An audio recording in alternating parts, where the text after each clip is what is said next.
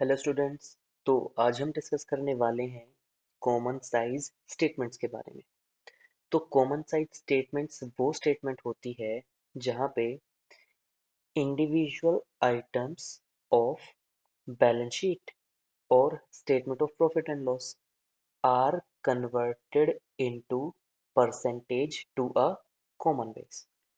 मतलब ये वो स्टेटमेंट हैं जहाँ पे बैलेंस शीट और एसपीएल की हम चीज़ों को लेते हैं और उन्हें परसेंटेज में कन्वर्ट कर देते हैं एक कॉमन बेस लेके।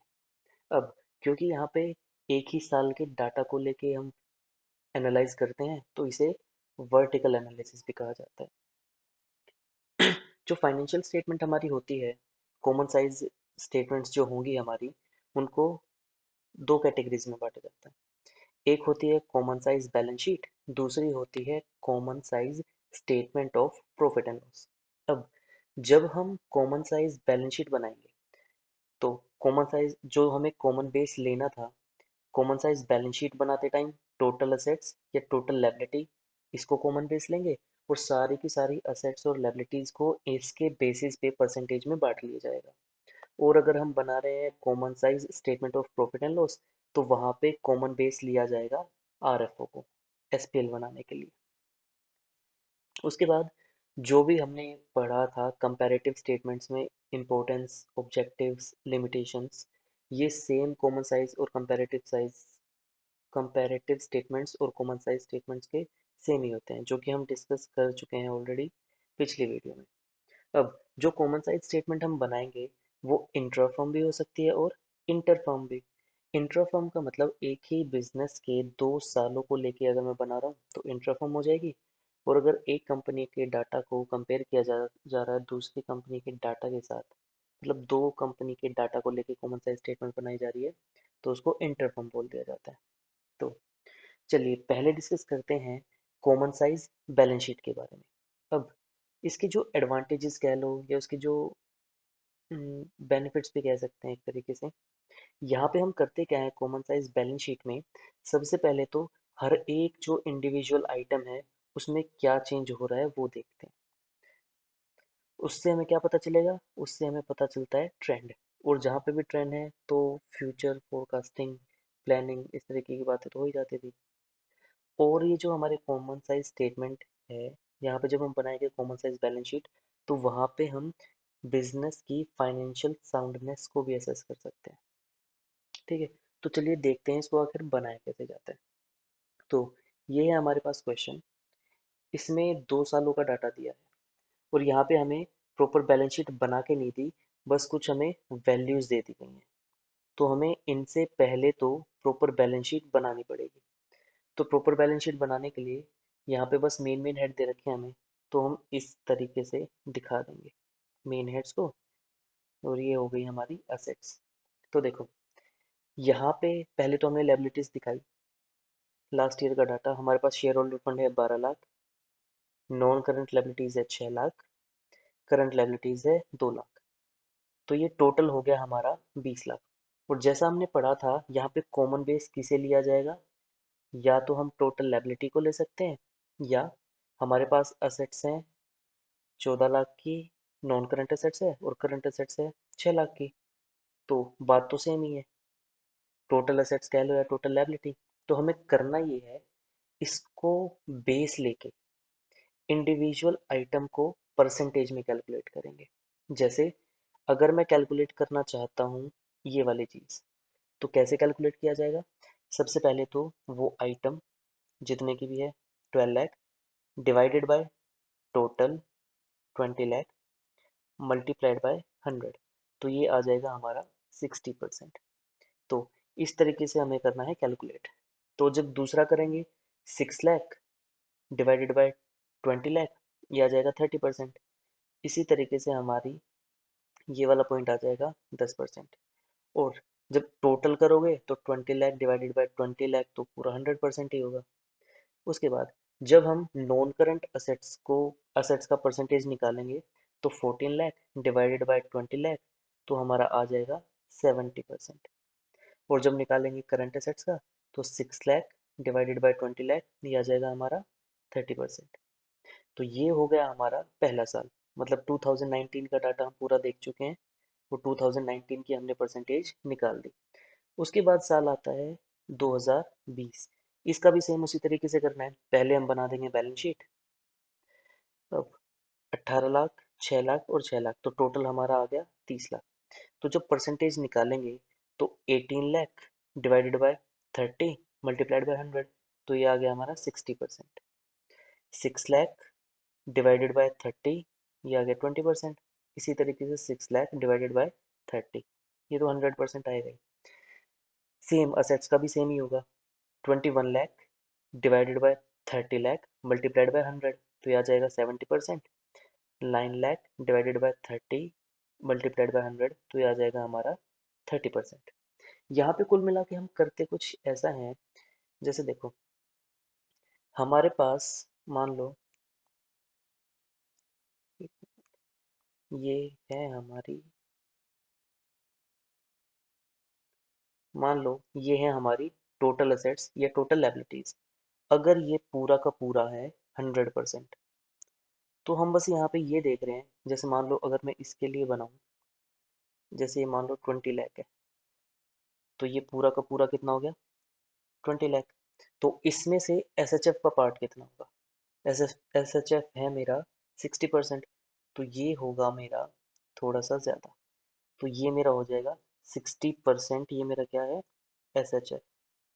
उसके बाद 30% है मेरा, ये हो गया मेरा 30% नॉन करंट लायबिलिटी, और ये हो जाएगा 10% मेरा करंट लायबिलिटी। तो एक सिंपल सी प्रेजेंटेशन ऐसे भी कही जा सकती है, ये इस तरीके से ले लेते हैं। ये हो गया मेरा 30%, और ये हमारा हो गया एस एच एफ। तो नॉर्मली कॉमन साइज में इस तरीके का काम किया जाता है। तो मेरे हिसाब से आपको थोड़ी सी और क्लैरिटी आई होगी कॉमन साइज में हम करते क्या हैं। तो ये थी हमारी कॉमन साइज बैलेंस शीट। अब हम देखते हैं common size statement of profit and loss. Same change देखा जाता है इंडिविजुअल आइटम में, उससे हमें ट्रेंड का पता चलता है, और ट्रेंड का पता चलता है तो फोरकास्टिंग में भी हेल्प करती है फिर ये स्टेटमेंट। और ये जो होती है कॉमन साइज एसपीएल जो बनाएंगे, वो असेस करती है बिजनेस की एफिशिएंसी, बिजनेस की परफॉर्मेंस देखेगी ये। अब इसका एक क्वेश्चन देखते हैं, चलो। ये है हमारे पास एसपीएल का क्वेश्चन है। अब देखो यहाँ पे इंडिविजुअल आइटम दी है, यहाँ पे प्रॉपर आपको एसपीएल बना के नहीं दिया। तो पहले तो आपको करना ये पड़ेगा कि आपके पास जो जो इंफॉर्मेशन अवेलेबल है उसके हिसाब से statement of profit and loss proper format के हिसाब से बनाना पड़ेगा। तो फॉर्मेट के हिसाब से हम जब डालेंगे तो सबसे पहले आ जाएगा आरएफओ, अदर इनकम, टोटल दोनों को जोड़ देंगे हम अगर, तो हमारे पास आ जाएगा टोटल रेवेन्यू। जैसे एक मैं आपको बता देता हूँ, आरएफओ दे रखा है 2019 का 7,50,000, तो पहले हमने आरएफओ दिखा दिया। उसके बाद अदर इनकम है 75,000, तो ये टोटल जब हम जोड़ेंगे तो ये आ जाएगा हमारा 8,25,000। Purchase of stock in trade 6 lakh है। चेंज इन इन्वेंट्रीज 10,000 है। अदर एक्सपेंसेस 7,500 है। तो ये टोटल एक्सपेंसेस हमारा आ गया 6,17,500। जब टोटल रिवेन्यू में से माइनस किया जाता है टोटल एक्सपेंस, तो हमारे पास बचेगा प्रॉफिट बिफोर टैक्स। और यहाँ पे टैक्स का रेट दे रखा है 50%, तो मतलब आधा चला जाएगा टैक्स में और आधा हमारे पास बचेगा प्रॉफिट आफ्टर टैक्स। तो इसी तरीके से आपको 2019 का भी एसपीएल बना के दिखा देना है। और फिर जब हम यहाँ पे अलग अलग कॉलम बनाएंगे परसेंटेज चेंज के लिए, तो जैसा कि हमने यहाँ पे देखा था, जब बनाते हैं कॉमन साइज एसपीएल, तो बेस किसको लिया जाता है?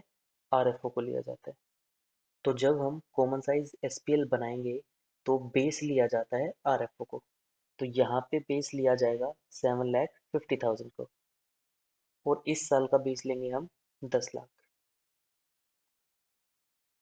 तो हम डिस्कस करते हैं 2019 की परसेंटेज निकालते हैं, चलो। तो जब आरएफओ का परसेंटेज खुद के साथ ही निकाला जाएगा तो वो तो पूरा 100% ही रहेगा। जैसे 7 लाख 50,000, इसका हम परसेंटेज निकालना चाह रहे हैं, बेस में तो यही आ जाएगा आर एफ ओ, तो मल्टीप्लाई करेंगे 100 से तो 100% ही रहेगा, तो ये आ गया हमारा 100%। अब बात करते हैं अदर इनकम। जब हम अदर इनकम का निकालेंगे तो 75,000 डिवाइडेड बाय 7,50,000 मल्टीप्लाइड बाय 100, तो ये आ जाएगा हमारा 10%, जो कि यहाँ पे निकाला हुआ है। फिर जब हम निकालेंगे परसेंटेज 8,25,000 का, तो ये निकलेगा 8,25,000 डिवाइडेड बाय बेस, बेस हमारा कितना है 7,50,000 मल्टीप्लाइड बाय 100, तो ये आ जाएगा हमारा 1110, मतलब 110%। फिर इसी तरीके से 6 लाख डिवाइडेड बाय 750, ये मल्टीप्लाइड बाय 100, तो 80%। 10,000 डिवाइडेड बाय 750, 1.33%। 7,500 डिवाइडेड बाय 7,50,000, ये आ जाएगा 1%। ये हमारा जो टोटल एक्सपेंसेस है। अब या तो इन सबको प्लस करके दिखा सकते हो, या 6,17,500 डिवाइडेड बाय 750 मल्टीप्लाइड बाय 100, तब भी सेम ही आएगा। फिर जब इसमें से माइनस कर देंगे हम ये वाली चीज़, तो बचेगी प्रॉफिट बिफोर टैक्स। या ऐसे भी कैलकुलेट किया जा सकता है, 2,07,500 डिवाइडेड बाय 7,50,000 मल्टीप्लाइड बाय 100, तो यह आ जाएगा 27.67।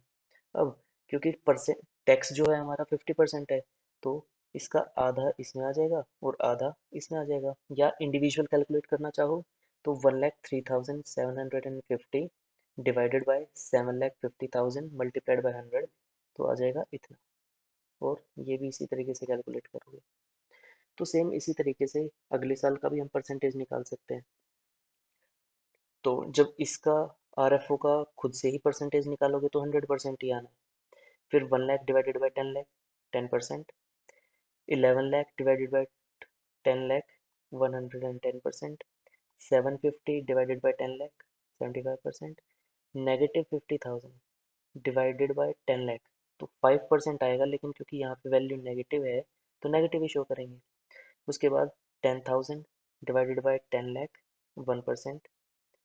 7,10,000 divided by 10 lakh, 71%। 390 divided by 10 lakh, 39। फिर 195 डिवाइडेड बाय 10, तो 1950, और ये भी बचेगा हमारा 1950। तो ये थी हमारी common size statement of profit and loss. तो ये हमें दो ही चीज़ें करनी होती हैं इसमें। तो ये था हमारा कॉमन साइज स्टेटमेंट। अगली क्लास में मिलते हैं, या नेक्स्ट वीडियो में हम रेशियोज के बारे में डिस्कस करेंगे।